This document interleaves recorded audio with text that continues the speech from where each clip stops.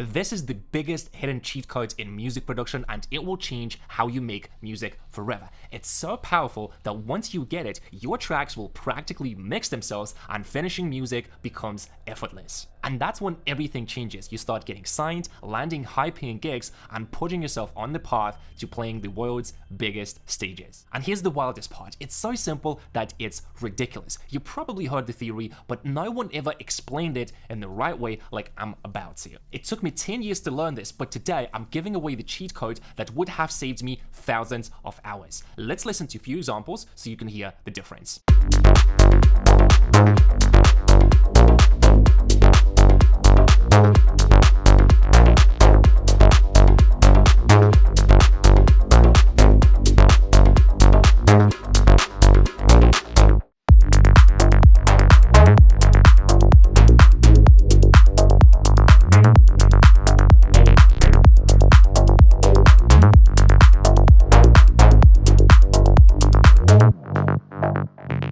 What you will learn today is called the drip formula, a system that makes both arrangement and mixing feel effortless by design. So let's get started. If you like my style of teaching and you need help with your music and your music career, check the first video in the description. It will show you how me and my team will help you to start producing professional music that gets you signed, lands you high-paying gigs, and puts you on the path to playing the world's biggest stages. So let's get started with the video.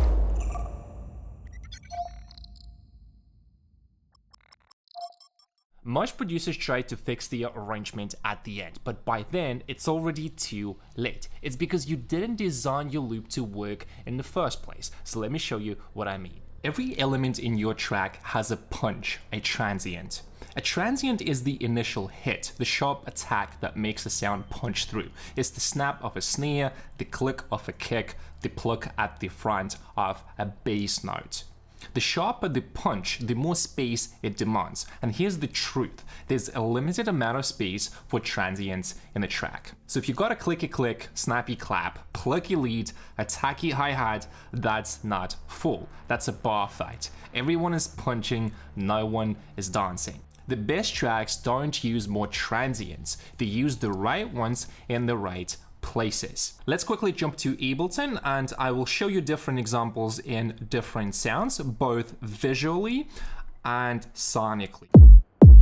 If you look at this kick, you can both hear and see that it is pretty soft visually. So pretty deep kick with a very soft transient.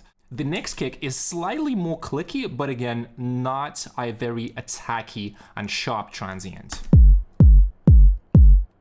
So the bottom one is the full band and the upper one is more of the bass frequencies, okay?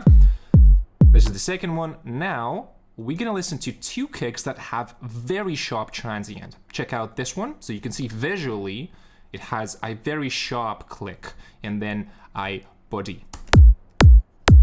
So if you look at this one, you can see it has a very, very sharp transient here. Right? This is what we have. And you can both listen to it and see it visual. And we can even go to the real phones to be able to hear how it would sound. Very aggressive, right? Same goes about this kick. So very sharp click. Very sharp transient. And transient obviously can be in any sound. Every sound has a transient. For example, if we take a clave, you can visually see that it's pretty clicky, it's pretty attacky. Right? This is another example.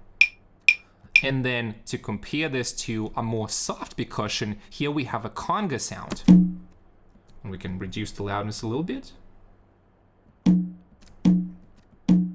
It is softer, right? And let's say if I change the, right now, it is very soft. And same thing applies to the clave. We can do, you can see just by removing the attack, number one, the loudness changes, the transient, and it becomes really soft. Same concept applies to bass lines. So check out this one.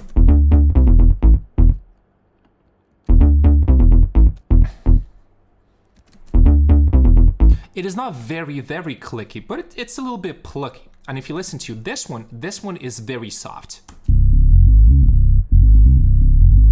See?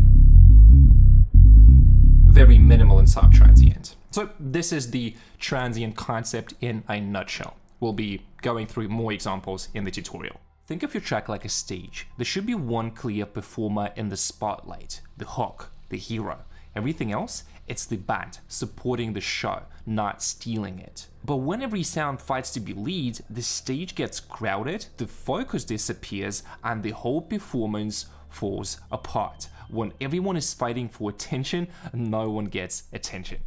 Alright, so let's start with the transients, arguably one of the most important things when it comes to the mixing, to the arrangement overall. Let's have a look at this short loop and then I'll explain what's wrong with it and how to avoid this mistake. Check it out.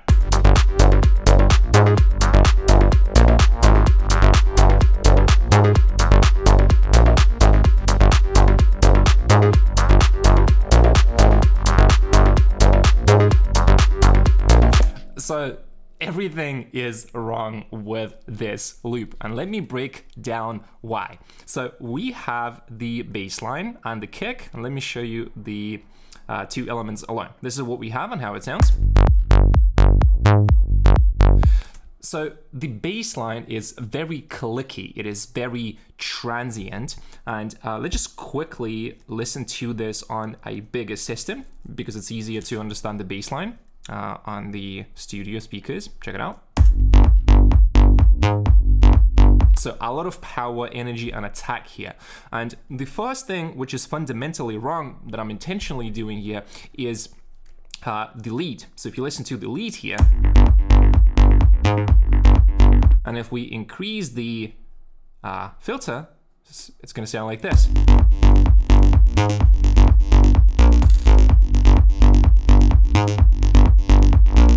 Now they are just clashing. You're not allowing the bass to cut through the mix and you're not allowing the lead to cut through the mix. And it gets even worse as I start adding even more elements with a sharp attack, which sounds like this. Check it out without the bass line.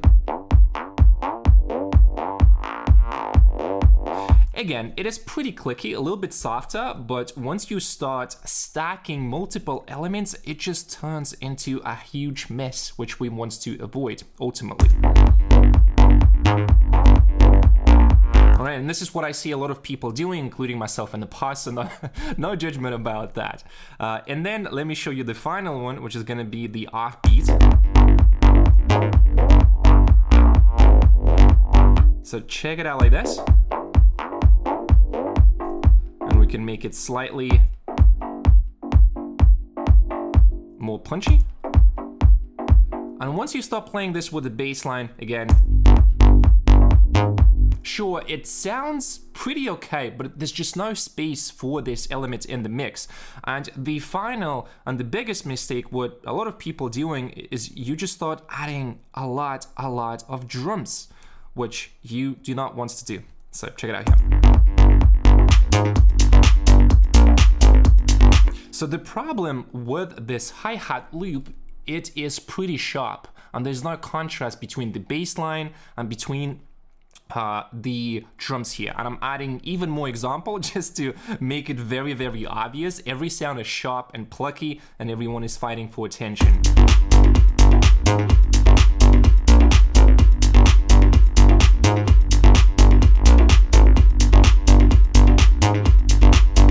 So there's really nothing I can do about the mix to fix this because the problem is in the design itself. Now let's have a look at a better example in this case, which has a very good hierarchy of the sounds and contrast. If you listen to this loop, it's going to be way, way better. And I'll explain what I did here differently.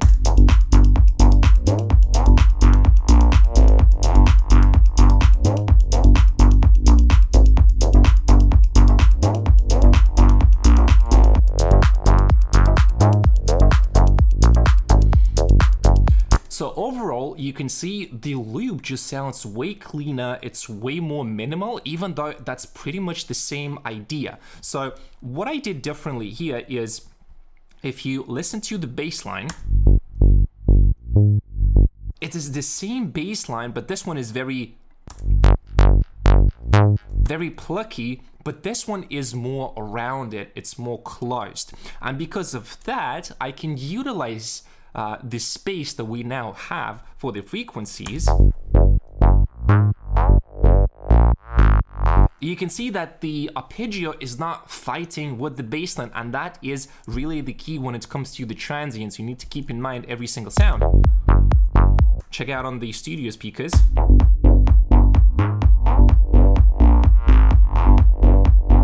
Nice and groovy. Every sound has its space, which is exactly what we need. And then the same thing applies to the acid lead, acid up here as well. Now it has space, even if I want to make it very bright.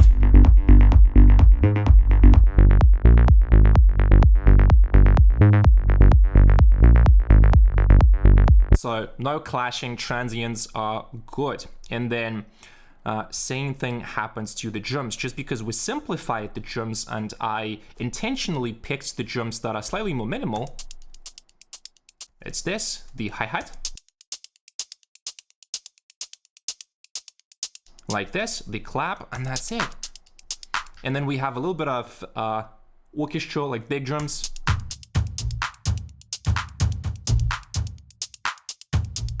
And they still have space, which is great, right? And then you listen, if you listen to the whole loop, this is the final result that we're gonna have. Again, very small adjustments that you need to do in order to make your mix sound professional. This is the power of the transients.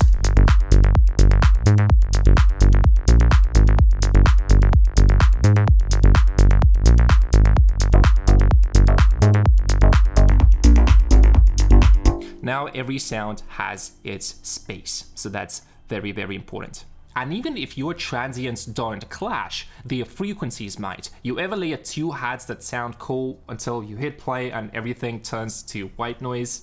That's frequency masking. So here's how I think about it. Every sound has two jobs: be heard and support the groove of the track. If you add something new and the mix sounds worse, it's not a mixing problem, it's always a production problem. Think of every sound like a color on a canvas. A bold red lead, beautiful, but stack 5 shades of red in the same spot, you don't get richness, you get mud. That's frequency masking. It's not that your arrangement is weak, it's that you didn't create contrast and separation. You just layered every sound into the same space, and now it's all turned to mud. But when each sound has its own space, like distinct colors on a canvas, your arrangement becomes clear, balanced, and powerful. The lead grabs attention, the drums add rhythm, and the textures fill the gaps. Nothing fights, everything supports.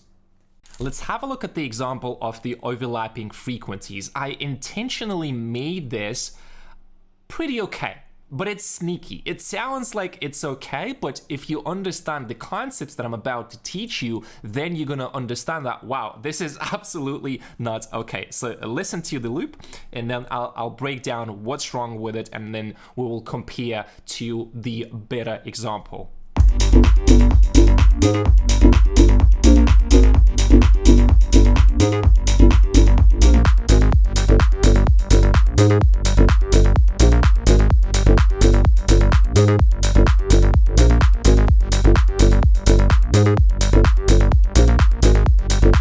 So you may think that it sounds pretty okay, so what's really wrong with the loop? So let me show you. We have the bass line. This is the original one with a kick. And now listen to the second bass line that I picked here. It is technically not fighting with the main bass line in terms of the transients, if you recall the previous example with the drums and with all the sounds, right? But it's still fighting in terms of the frequencies. And this is my philosophy. You can take it with a grain of salt, but still I think it's very important to at least understand it.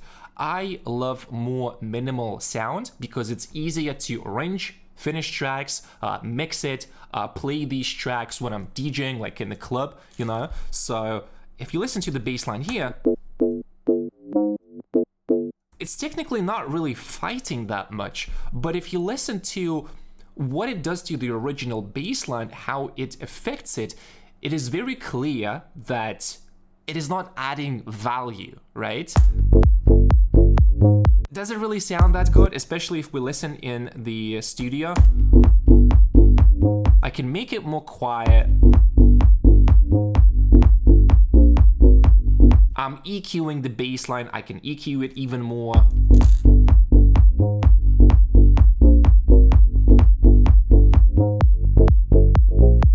But again, the main problem is that it's not adding value to the main bass line. So this is why frequencies are also very, very tricky. There should always be a contrast when you are adding or like layering sounds in your mix, which I'll show you just in a second. So let's break down what's happening in terms of the instruments. Again, let's keep the bass more minimal for now. So we have the original acid lead, which sounds like this.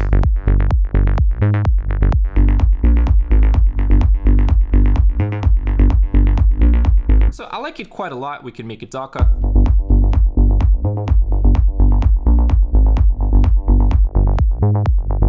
Okay, and then if you listen to the next one here, this is what we're gonna get. Again, I am filtering the low end here, and we can even filter the top end here, just to make sure that we just have the mids. Check it out. And then if we open the filter a little bit,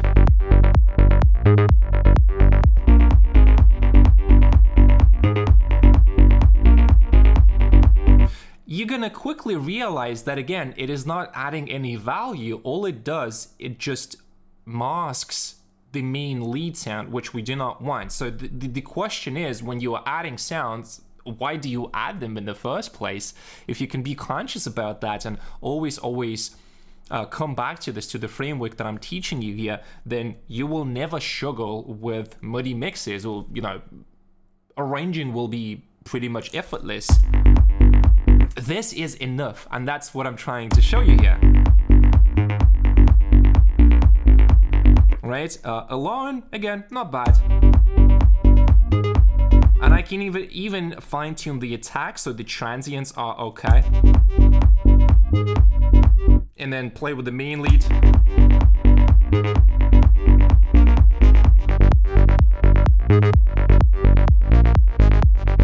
So you can hear the frequencies are kind of clashing and it doesn't make any sense, right? So let's go to the drum section, and it's gonna be, again, kind of same example. So let's listen to just the hi-hat and the clap and the original sounds here. So let's go with the kick and bass. All right, not bad, not bad. And I can, let's say I take this hi-hat. It's more like a shaker, but it's really cool.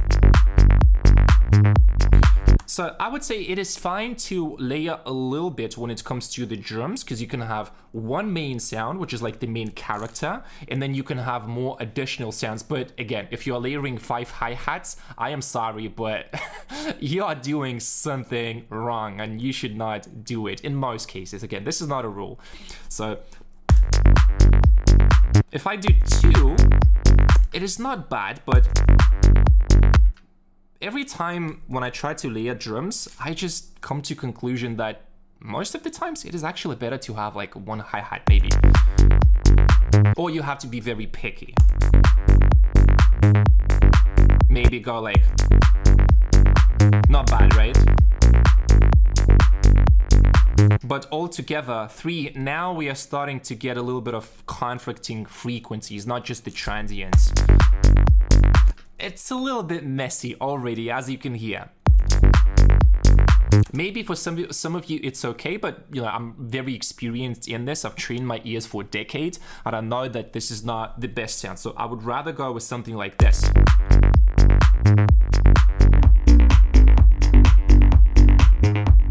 Because that gives you way more groove and movement in your track, okay? But now let's go even further, and I'm gonna start adding more loops. Let's say we are layering 3 hi-hats here, and then we are layering another hi-hat loop. Check it out.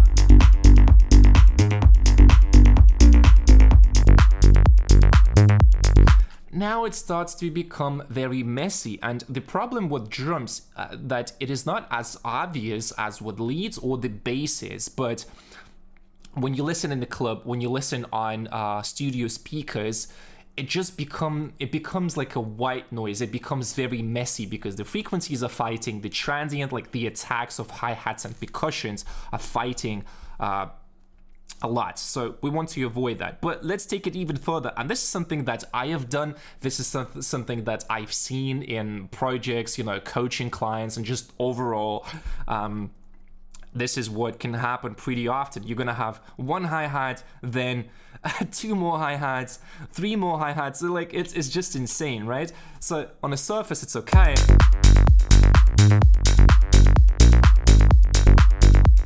But even if I turn down the loudness a little bit,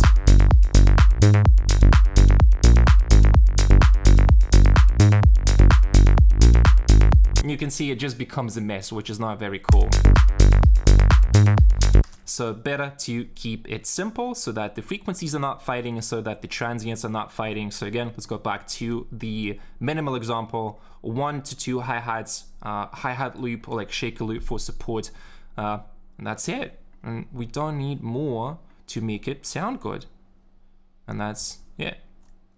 So one more time, the clean loop to show you the contrast between the previous one here.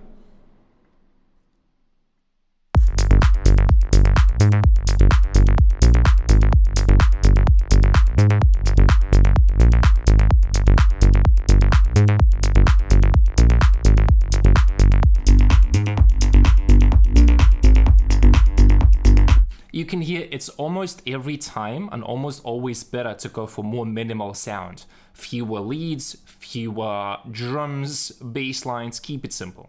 So how do you actually fix this? How do you make sure your sounds don't clash but still hit with impact? This is where this comes in. A simple system I call the focus stack. Let's take the Mona Lisa concept one level deeper. You've heard me say it before, the best tracks have one clear focus. Just like Da Vinci's painting, one subject in the foreground, everything else supporting. Most producers never realize this. Every second of your track is fighting for attention. And even if you don't control it, your mix turns to mud. This is how it works in music. So once again, we have the Mona Lisa, foreground, the hook, lead vocal, whatever grabs attention.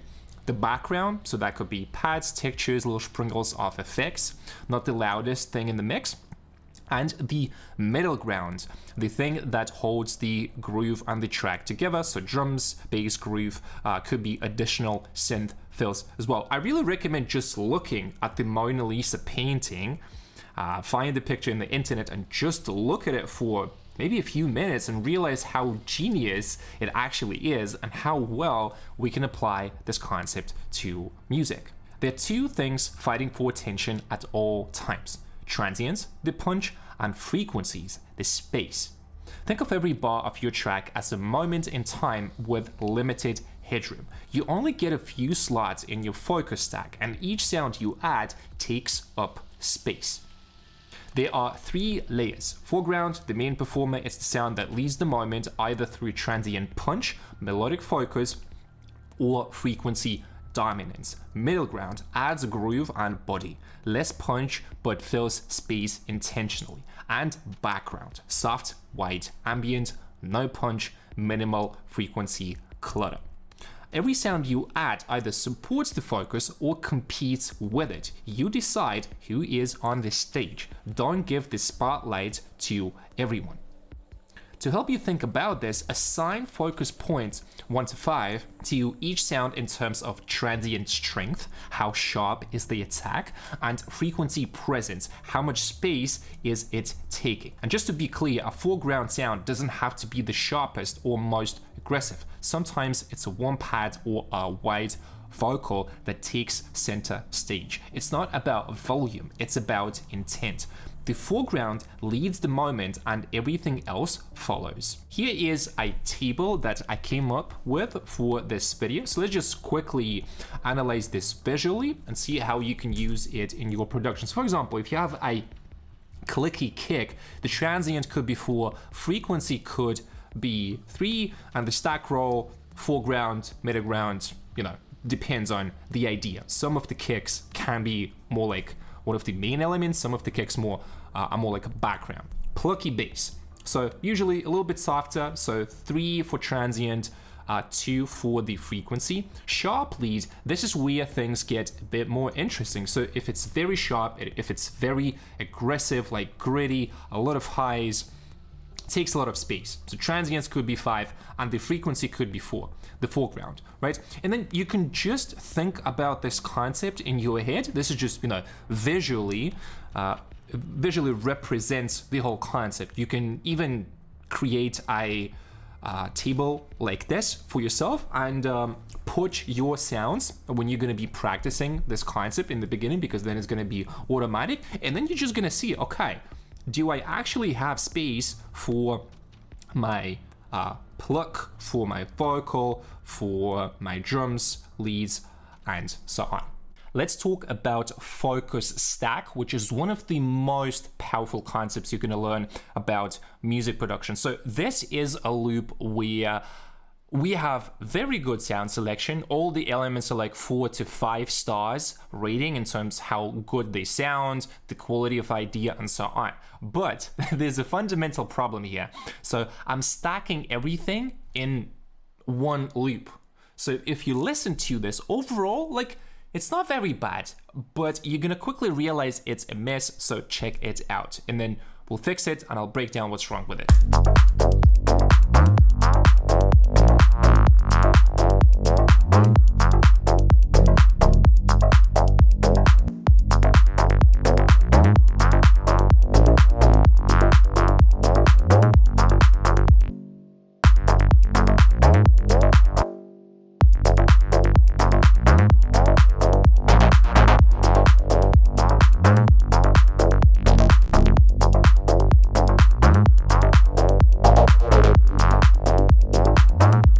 So I'll give you a second to guess what's wrong with this loop.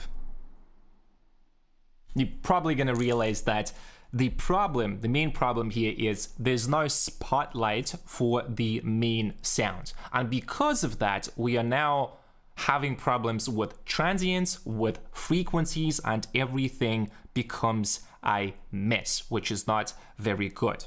Now let me show you a clean version where I implemented the focus stack correctly. We're gonna have a few loops here. So here's number 1. Pay attention to every single sound and how the overall groove feels here.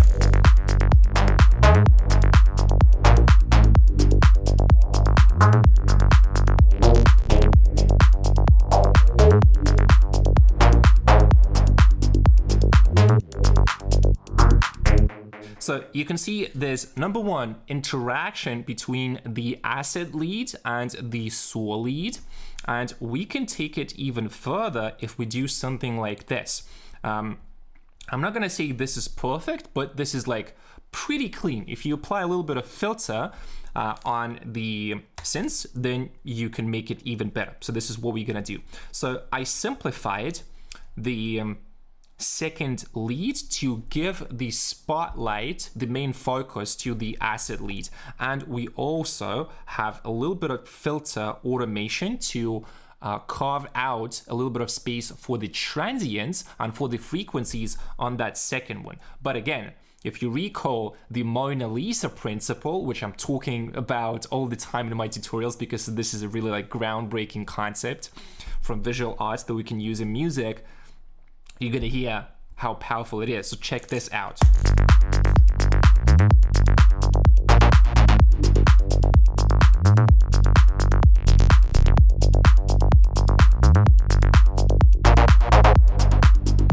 So very clean. The acid lead has the spotlight. Now let's compare this to the previous loop again, and we'll play the elements that we had from the clean one, but I will also add a few more. Right, okay. Now let's do the messy one.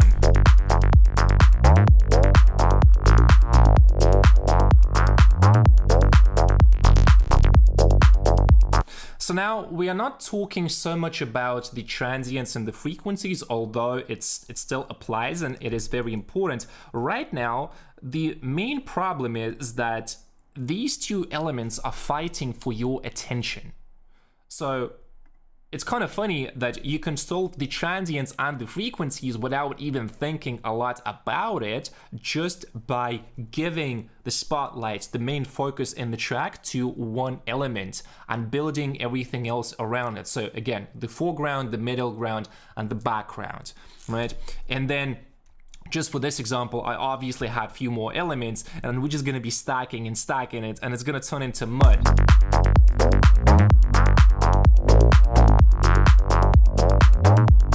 Right, so this is not very good. So let me break down the next section from the clean one, and you're gonna hear a very big difference. So now we have the arpeggio in the spotlight, which is this.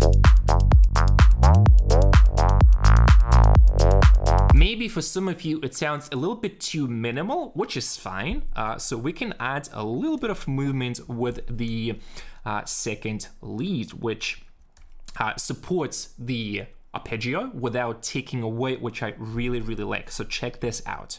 So again, this is the secondary, this is the primary, the foreground, and this is the middle ground. Check it out.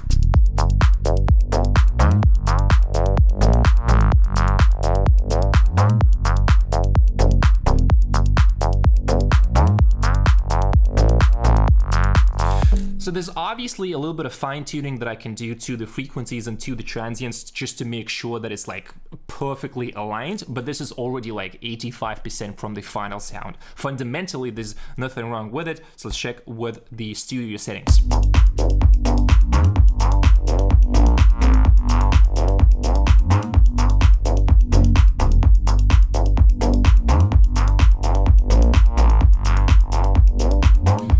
So if we apply a little bit of creative filtering, automation, maybe EQ and stuff, this is gonna sound perfect. If your stack is overloaded, clarity disappears, your lead loses impact, your groove gets muddy, and the whole thing turns to blur.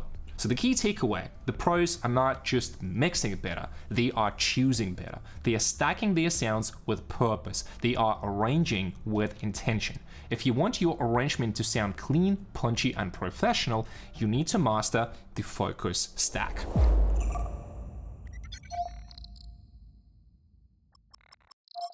Now that you sculpted the sound, it's time to make it groove. This is where 99% of YouTube tutorials fail. They teach arrangement, but forget about the pulse of the track. I call this the sonic pulsation, the hidden rhythm that ties everything together. It's like the heartbeat of the track, and once you lock into it, everything else flows. I used to keep adding stuff because my loop felt empty, so I would drop in another synth, another clap, another whatever, and it still didn't groove well. Why? Because I was ignoring the groove. It wasn't more sounds I needed, it was the synchronization.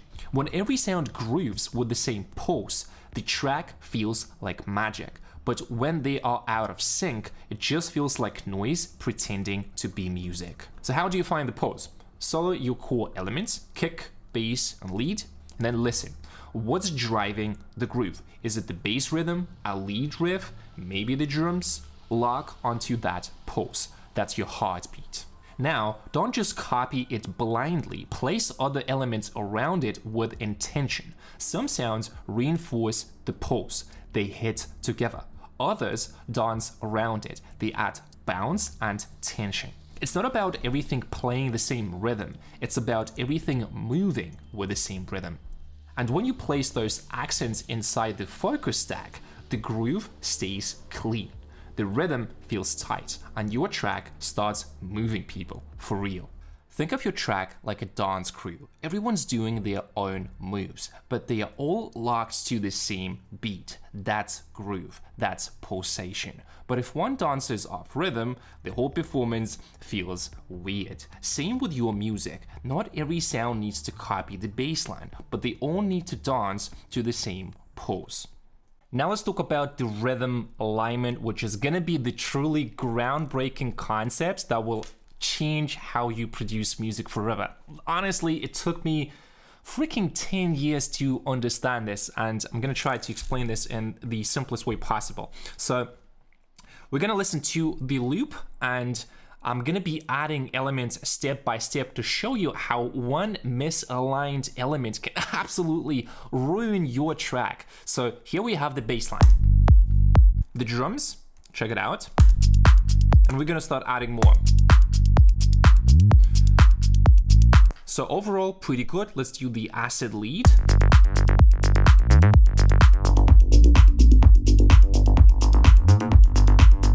Right now, everything is synchronized really well in terms of the rhythm. The track has one groove and every single instrument is following the same groove. Now, I'm gonna add one more element here, which is gonna be the percussion loop, and it's gonna ruin everything. So check it out. Not just that it makes the whole mix more muddy, but it completely destroys the groove of the track, the heartbeat. Let's check it out.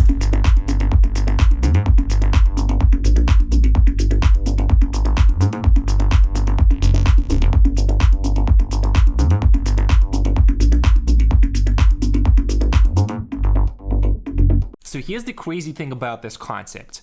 Sometimes you're gonna add a loop or you write a melody for your track, and by its own, it's gonna sound okay. But the moment we start stacking different grooves, and if they are not aligned, everything will become a mess. So let me show you just another example with something similar, just to drive the point home.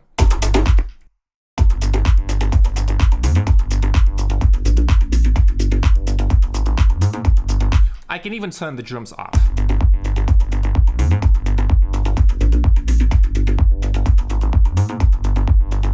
Right, so yeah, sure, not bad, but once we start adding even more,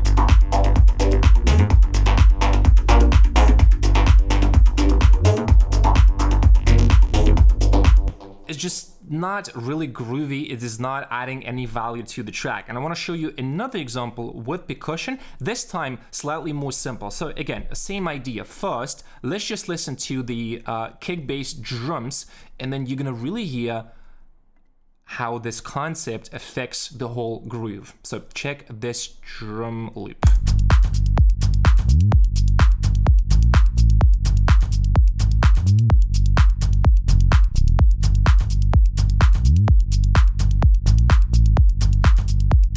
So overall not bad, right? But once we start doing or adding more elements to this loop,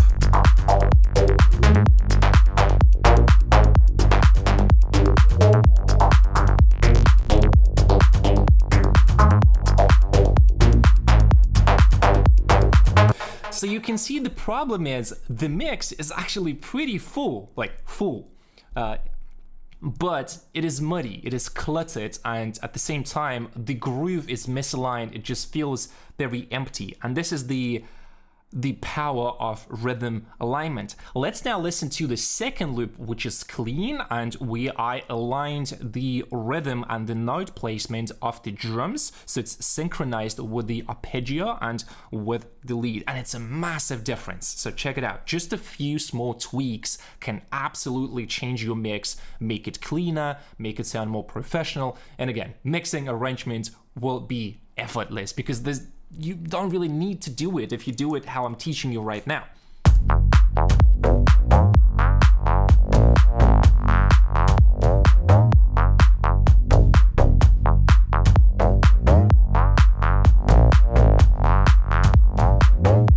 So you see how much emphasis to the groove now this drum loop adds. And just to compare this one more time, let's check the old one.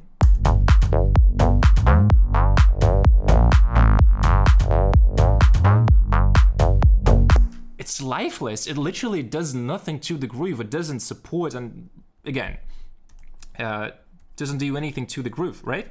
Now, let me show you a few more examples. So we have the hi-hat loop.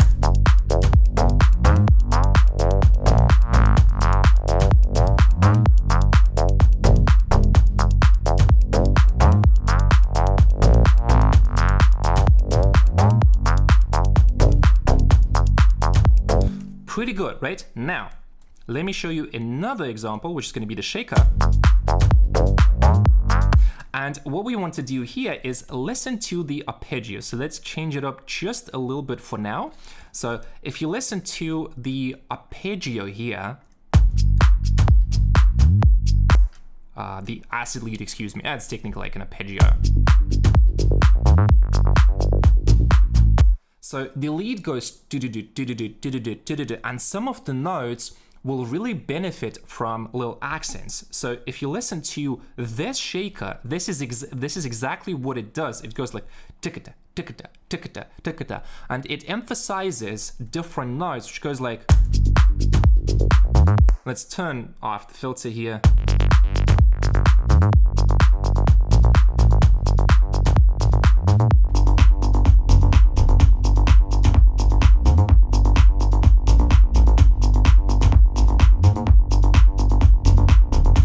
Without the drums.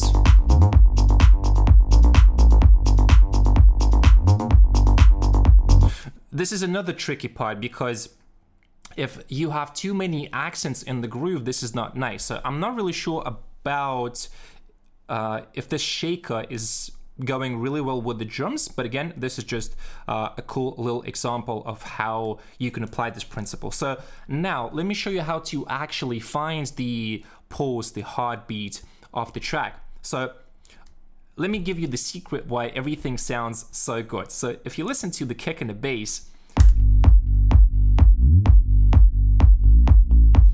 this is technically the main pulsation of the track. And this is how I like to do music. Bassline is the heart of the track. It's everything. If you don't respect the bassline, sorry, your mix is just screwed.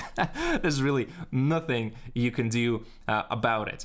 So if you listen to the drum hits, what they essentially do, they are just repeating the bass notes. Sometimes it's a little bit syncopated like here, and sometimes it's a little bit more like exactly following the notes, right? So if you listen here, it's very close to the bass line.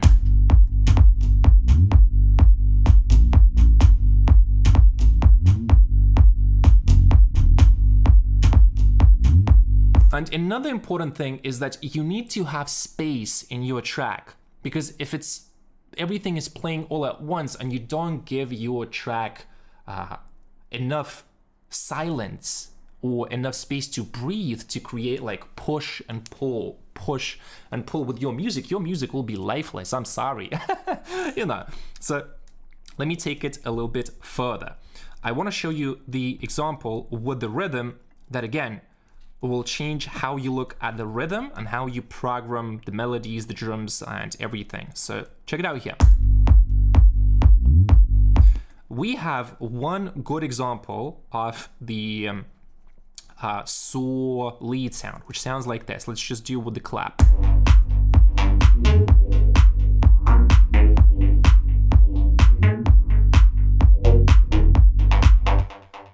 Wait a second. Listen to this one more time. So the placement of the notes is mostly going on the downbeats. Sure, there's one offbeat here and one here, but the main one is the downbeat. So what you need to do is to find out which beat or like what rhythm gives you the strongest results for the groove on your track. So in this case, it's the downbeat. And again, look at the spacing between the notes. Technically, I am just taking the bass melody because the notes are literally the same. Again, look at this section here. It's the same notes for the lead here. And because of that, it sounds really good and it's really synchronized with the bass that we have. So if you listen to now with the drums,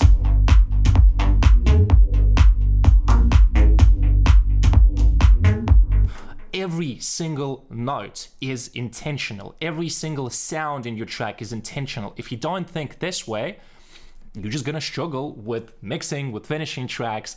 This is the mindset shift that I'm trying to give you in this video, because I promise it will absolutely change your music like forever.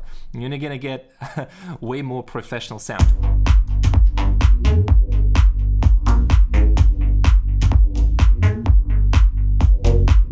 And now, one more example. It's exactly same lead, almost exactly same rhythm, but just listen to it. Maybe it's a little bit hard for you to understand. It will be a little bit hard, but check it out.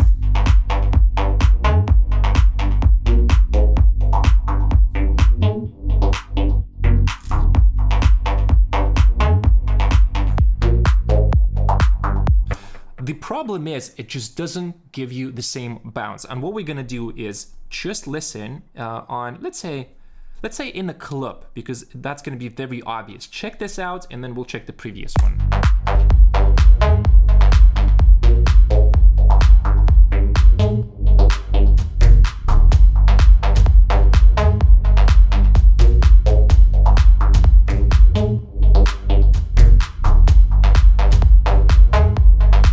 So you can see one misaligned element just kills the whole groove, and that's one of the biggest things that I understood in music. And then if we go back again to this one,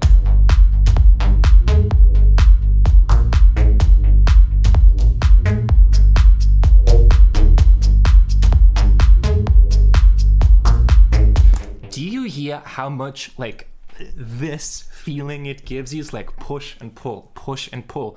There is space between the notes, and this lead is really following the main pulsation.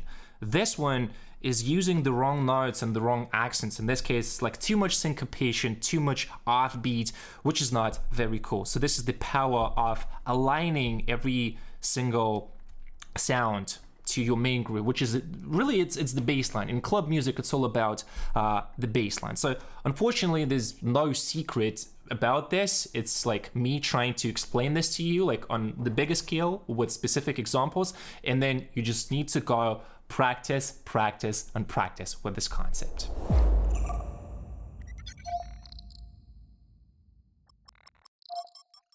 Alright, so you pick the right sounds and lock them into the groove. But there's one more thing that decides whether your arrangement flows or fails. The shape, not just what plays, but how it moves over time. And this is where the ADSR comes in. Your track is like a suitcase. If your sounds are shaped wrong, you're not gonna close it. If you pack it randomly, it's gonna be a mess. Music arrangement is like a box. It's not just left to right, horizontal. It's top to bottom. How sounds stack at any moment. Professional arrangements feel light but full. They don't cram, they flow. To show you a more visual example of the ADSR envelope, in addition to the suitcase metaphor, this is how you can imagine it. So we have a mix as a box, and let's say we have a very short and plucky envelope for the pluck or the lead. You can see there's still a lot of space we can use for other sounds, and you're gonna see that next as I start showing the demos.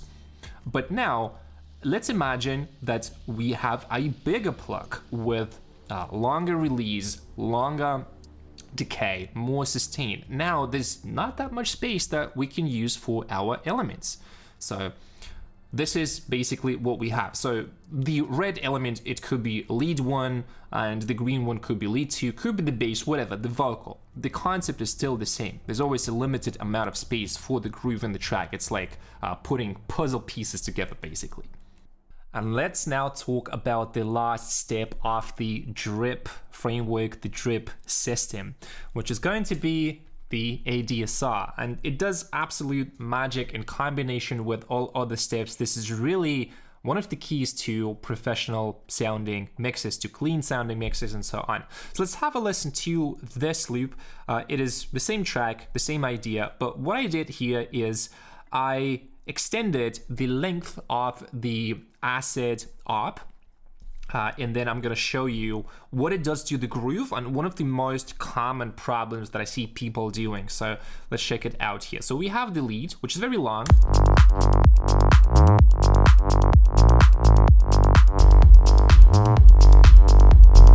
Let's do a different system like this.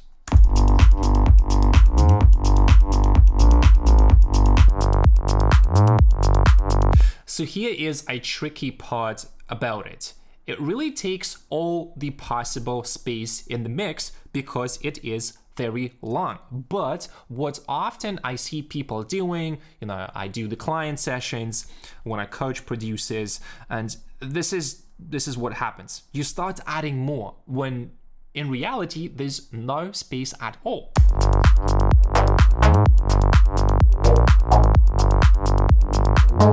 Right, so I can make it louder, but again, it doesn't solve the problem. You can EQ, you can do side chaining, whatever you like, but the problem is the fundamental design, not the mixing. The mixing is never a problem. Like all the problems that you have in mixing, it's all production problems if you think it. If you think about it this way, right? So again, another example, offbeat lead.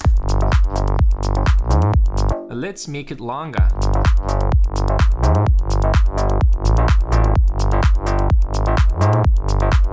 It just becomes a huge mess.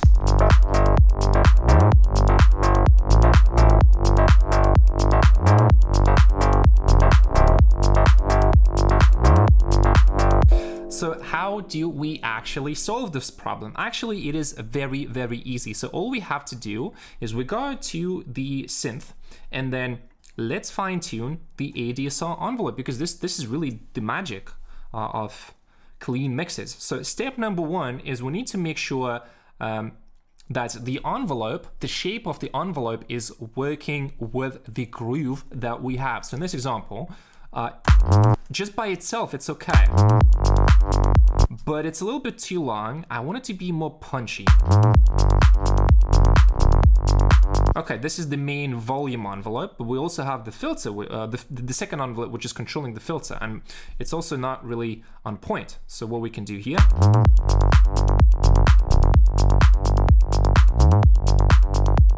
let's do even more. Okay, not bad. And now let's fine tune this one. So you just need to find a sweet spot where it sounds good with the groove.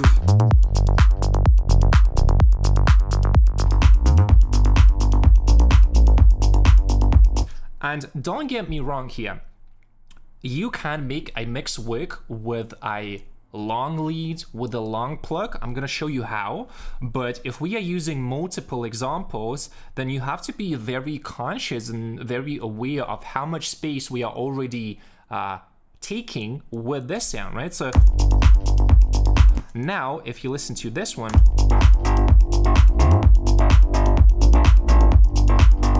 even though I made this one shorter, this one, the second offbeat plug, it's already taking all that space in the mix, which is completely off. So in Diva, it is not as visual, but again, attack decay, let's shorten this.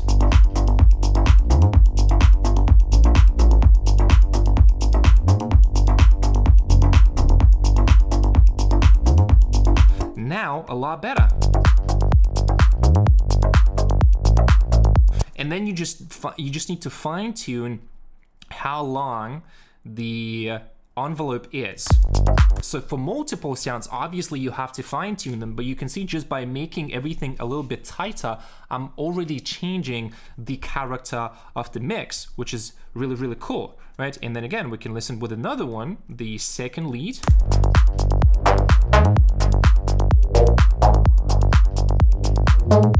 Still a little bit too much, so maybe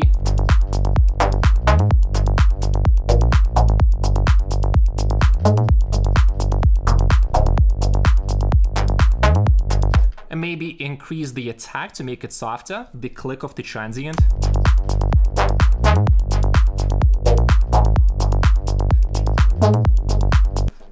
You can see it's really the magic behind clean mixes, professional sound.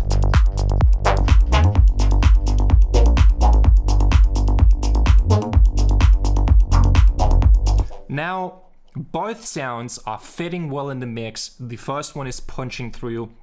And again, you can just do a bit of additional control with the filter. And I want to show you the final example where we can use both a long plug and a short plug. So depending on what kind of groove you want to have for your track, you can use different envelope settings. So again, let's take the offbeat plug, and now it's short.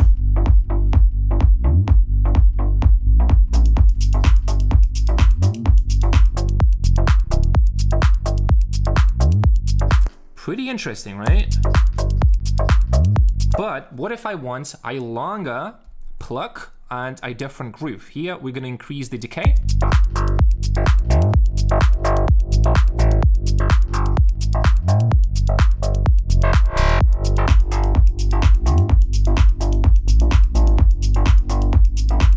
So you can see it's exactly the same idea, but the groove that we are getting is completely different.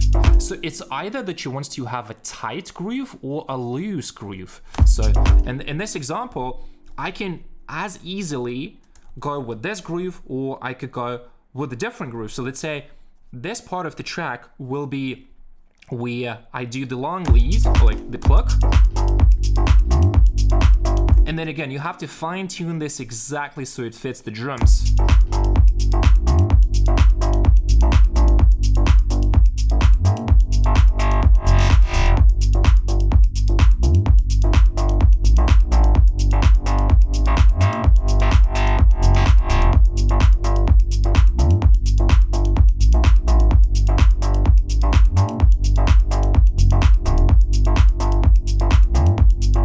And then same concept applies. Depending on how long my main instrument is, or the vocal, or the drums, whatever, I'm gonna fine tune the rest of the track. So you can see I cannot really use the long lead here, so now it is dark, it is a little bit more plucky, and because of that, we actually have space for the saw lead.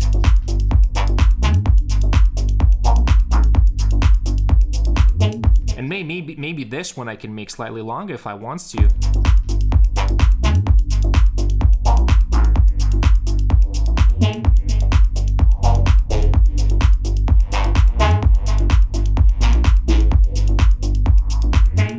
So you can see in both examples, you can make it work, whether it's a tight or a loose groove. And final tweak, again, equally as important is the drums. Same logic.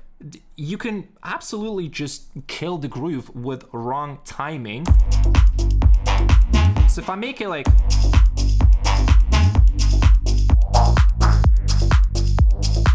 it just doesn't groove with the track. So what we can do here is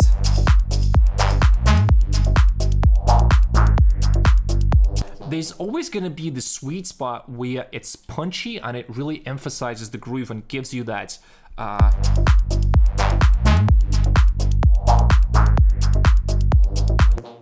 same thing here, right? Another example with the drums again, I can either do it very long, which I'm not sure if it will really make the track groove that well. Like it's fine, but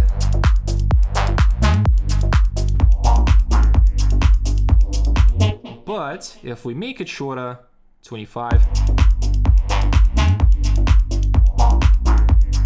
and combine that with the, actually we can do without first.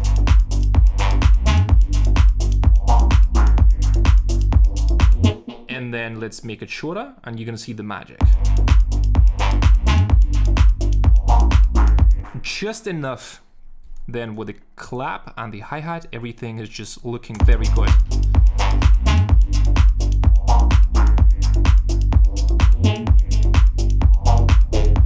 Let's bring it home. Once you master the drip formula, here's what happens. Your loops become tracks, your mixes feel clear before you even mix, your music hits in the club, in the car, on earbuds, everywhere. And labels start noticing because your sound finally matches your ideas. Let's recap the full system. Step 1, design the impact. Use transients plus frequencies with intent. Step 2, rhythm alignment. Lock every element to the same pulse. Step 3, integrate the structure. Fit your sounds like a well-packed suitcase. Step 4, professional results. That's the drip formula. This is the system I built for myself, and now it's what gets my clients signed and booked. It's not about the gear, it's about thinking like a pro, and now you finally can. If you enjoyed and got value from this video and you want to learn how to produce professional music that gets you signed, lands you high-paying gigs, and puts you on the path to playing the world's biggest stages, check out this video next.